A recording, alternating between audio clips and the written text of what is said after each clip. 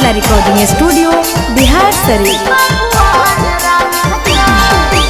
होलिया में चोलिया तोरा के रंगताऊ, होलिया में चोलिया तोरा के रंगताऊ। हमर होलिया में चोलिया अहिरान रंगताऊ, हमर होलिया में चोलिया बबुआन रंगताऊ। होलिया में चोलिया तोरा के रंगताऊ, होलिया में चोलिया तोरा के रंगताऊ। हमर होलिया में चोलिया अहिरान रंगताऊ, हमर होलिया में चोलिया बबुआन रंगताऊ। हमर चोली के खजना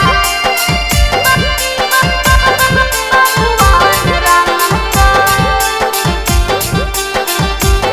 हमर चोली के खजना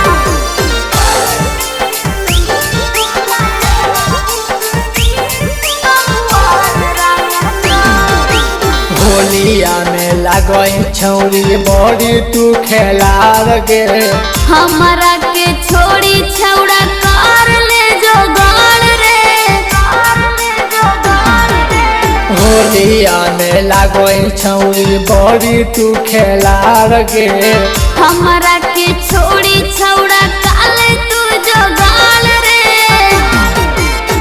हमर दलल जोरन में फायदा कर जैतऊ, हमर दलल जोरन में फायदा कर जैतऊ।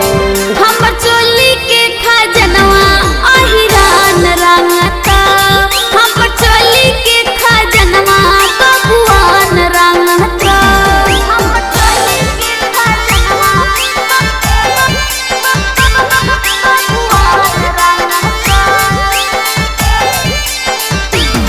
हमर चोली के खजनवा